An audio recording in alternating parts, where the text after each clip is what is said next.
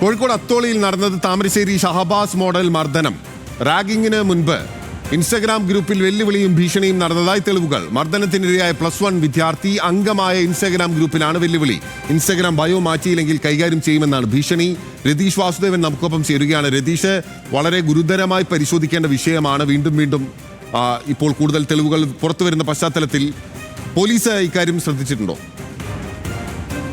ബിനിൽ, തീർച്ചയായും വളരെ ഗൗരവത്തോടെ കാണേണ്ട ഒരു കാര്യമാണ്. കാരണം നമുക്കറിയാം, ഷഹബാസിന്റെ മരണവുമായി ബന്ധപ്പെട്ട് കൂടുതൽ തെളിവുകൾ ഉൾപ്പെടെ ലഭിച്ചത് ഇത്തരം ഇൻസ്റ്റാഗ്രാം സാമൂഹ്യ മാധ്യമങ്ങളിലൂടെയായിരുന്നു. ഇൻസ്റ്റാഗ്രാം ഗ്രൂപ്പിലും വാട്സപ്പ് ഗ്രൂപ്പിലും ഒക്കെ ആയിരുന്നു. ഇതിലും ഈ സമാനമായ രീതിയിൽ എന്ന് നമ്മൾ ആശങ്കപ്പെടാവുന്ന തരത്തിൽ ഈ +1 വിദ്യാർത്ഥി അംഗമായ വിദ്യാർത്ഥികൾ ഒരു ഗ്രൂപ്പിൽ അതിന്റെ ബയോ മാറ്റിയില്ലെങ്കിൽ കൈകാര്യം ചെയ്യും, അല്ലെങ്കിൽ ശാരീരികമായി തന്നെ ഉപദ്രവിക്കുമെന്ന സൂചന നൽകിക്കൊണ്ടുള്ള ഭീഷണി സന്ദേശങ്ങൾ വന്നതായിട്ടാണ് ഇപ്പോൾ മനസ്സിലാക്കിയിട്ടുള്ളത്. ഇത്തരത്തിൽ മറ്റേതെങ്കിലും തരത്തിൽ വാട്സപ്പ് ഗ്രൂപ്പുകളോ അല്ലെങ്കിൽ മറ്റേതെങ്കിലും തരത്തിൽ ഫോൺ സംഭാഷണങ്ങളോ നടത്തിയിട്ടുണ്ടോ എന്ന് പോലും പോലീസ് ഈ ഘട്ടത്തിൽ പരിശോധിക്കാൻ തീരുമാനിച്ചിട്ടുണ്ട്. സാധാരണ ഒരു മർദ്ദനം എന്നതിൽ തന്നെ റാഗിംഗ് മർദ്ദനം എന്ന് മാത്രമായിട്ടല്ല പോലീസ് ഇതിനെ കാണുന്നതെന്നാണ് മനസ്സിലാക്കാൻ കഴിയുന്നത്. ഇപ്പോൾ ഈ വിദ്യാർത്ഥിയുടെ മർദ്ദനമേറ്റ വിദ്യാർത്ഥിയുടെ വീട്ടിലെത്തിയാത്തോടെ പോലീസ് വിശദമായ മൊഴിയെടുത്തിട്ടുണ്ട്. തുടർന്നായിരിക്കും ഈ ആരോപിതരായ 5 വിദ്യാർത്ഥികൾക്കെതിരെ ഏത് തരത്തിലുള്ള കേസുകളാണ് എടുക്കുന്നതെന്ന് സംബന്ധിച്ചൊക്കെ പരിശോധിക്കുക. എന്തായാലും ഈ ഇൻസ്റ്റാഗ്രാം പേജിലുൾപ്പെടെ സമൂഹ മാധ്യമത്തിലുൾപ്പെടെ മുൻപും ഇത്തരത്തിൽ ഭീഷണിപ്പെടുത്തിയിരുന്നു ഈ സംഘത്തിൽപ്പെട്ട ആളുകളെ എന്നതാണ് മനസ്സിലാക്കുന്നത്. ഇതിൽ പെട്ടുപോയ ഈ സംഘത്തിലെ ഒരാളാണ് അന്ന് യാദർച്ഛികമായി ഈ റാഗിംഗ് ചെയ്ത കുട്ടികളെ ഗ്രൂപ്പിൽ മുമ്പിൽപ്പെട്ടത്. ആ കുട്ടിയെ അത്തരത്തിൽ കൈകാര്യം ചെയ്യുകയാണ് അവർ ചെയ്തതെന്നാണ് മനസ്സിലാക്കാൻ സാധിക്കുന്നത്. എന്തായാലും വലിയ തരത്തിലുള്ള ആശങ്കയുണ്ടാക്കുന്ന സംഭവമാണിത്.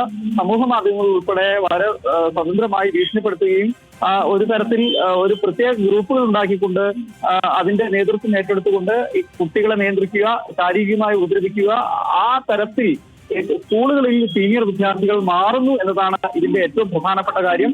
അതുകൊണ്ട് തന്നെ ഇത് വളരെ ഗൗരവത്തോടെ എടുക്കണമെന്നാണ് പോലീസും മറ്റും കരുതുന്നത്. വിദ്യാഭ്യാസ നിർദ്ദേശങ്ങൾ ഉൾപ്പെടെ കൂട്ടിച്ചേർത്തുകൊണ്ട് കർശനമായ രീതിയിൽ ഈ കാര്യങ്ങളെ നേരിടാനും പദ്ധതിയുണ്ട് എന്നാണ് ഈ ഘട്ടത്തിൽ മനസ്സിലാവുന്നത്. എന്തായാലും ഈ ഇൻസ്റ്റഗ്രാം പേജുകളിലെ വാട്സപ്പ് ചാറ്റുകൾ പുറത്തു വന്നതോടെ വലിയ ആശങ്കയിലാണ് രക്ഷിതാക്കൾ ഉൾപ്പെടെയുള്ള പലരും. രക്ഷിതാക്കൾ ഉൾപ്പെടെയുള്ളവർ ആശങ്കപ്പെടേണ്ട സാഹചര്യം നിലനിൽക്കുന്നുണ്ട്. രതീഷ്, തീർച്ചയായും ഇതിലിനിപ്പോൾ നിയമ നടപടികളിലേക്ക് പോകേണ്ടിയിരിക്കുന്നു. ഇനിയിപ്പോൾ അത്തരം പ്രവണതകളുള്ള വിദ്യാർത്ഥികൾക്ക് കൗൺസിലിംഗ് ഉൾപ്പെടെ നൽകേണ്ടിയിരിക്കുന്നു. കാരണം മറ്റൊരു ഷഹബാസ് നമ്മുടെ നാട്ടിൽ ആവർത്തിക്കപ്പെടാതിരിക്കാൻ അത് അനിവാര്യമാണ്.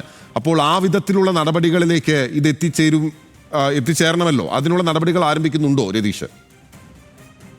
തീർച്ചയായും പോലീസ് അത്തരത്തിൽ തന്നെയാണ് ഉദ്ദേശിക്കുന്നത്. അതുകൊണ്ട് തന്നെയാണ് വിശദമായ മൊഴി എടുക്കണം എന്ന തരത്തിലുള്ള നിർദ്ദേശങ്ങൾ പോലീസിനും ലഭിച്ചിട്ടുണ്ട് എന്ന് മനസ്സിലാക്കുന്നത്. വിദ്യാഭ്യാസ വകുപ്പും ഇത്തരത്തിൽ തന്നെ വളരെ ഗൗരവത്തോടെയാണ് ഈ വിഷയത്തെ കാണുന്നത്. അതുകൊണ്ട് തന്നെ പൂർണ്ണമായും കാര്യങ്ങൾ പരിശോധിക്കുന്നു. ഇത് സ്കൂളിന് പുറത്താണ് ഇത്തരത്തിൽ സംഘർഷം ഉണ്ടായത്. ഈ കുട്ടിയെ മർദ്ദിക്കാനുള്ള സാഹചര്യം പുറത്താണ് എന്നതുകൊണ്ട് മാത്രം ഇതിനെ ഒരു റാഗിംഗ് അല്ല, അല്ലെങ്കിൽ ഇതുമായി സ്കൂളിനകത്തല്ല എന്നതുകൊണ്ട് തന്നെ ലഘൂകരിച്ച് കാണാതെ തന്നെയാണ് വിദ്യാഭ്യാസ വകുപ്പ് ഈ വിഷയത്തിൽ ഇടപെടുന്നതെന്നാണ് മനസ്സിലാക്കുന്നത്.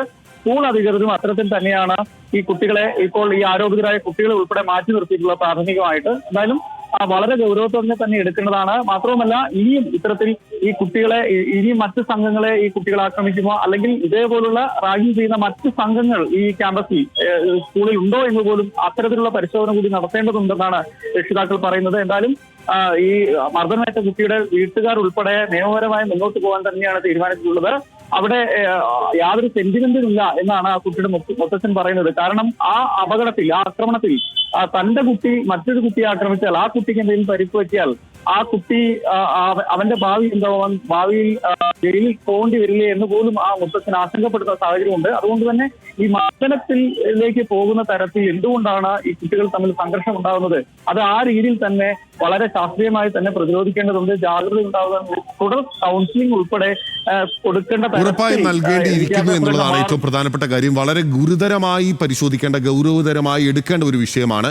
കോഴിക്കോട് അത്തോളിയിൽ നടന്നതും താമരശ്ശേരി ഷഹബാസ് മോഡൽ മർദ്ദനമാണ്. ഷഹബാസിന് ഏറ്റ തരത്തിലുള്ള മർദ്ദനമാണ് എന്നുള്ളതാണ്. റാഗിങ്ങിന് മുൻപ് ഇൻസ്റ്റാഗ്രാം ഗ്രൂപ്പിൽ വെല്ലുവിളിയും ഭീഷണിയും നടന്നതായി തെളിവുകൾ ഇപ്പോൾ ന്യൂസ് മലയാളം പുറത്തുവിടുകയാണ്. മർദ്ദനത്തിനിരയായ +1 വിദ്യാർത്ഥി അംഗമായ ഇൻസ്റ്റാഗ്രാം ഗ്രൂപ്പിൽ ഇൻസ്റ്റാഗ്രാം ബയോ മാറ്റിയില്ലെങ്കിൽ കൈകാര്യം ചെയ്യുമെന്നായിരുന്നു ഭീഷണി.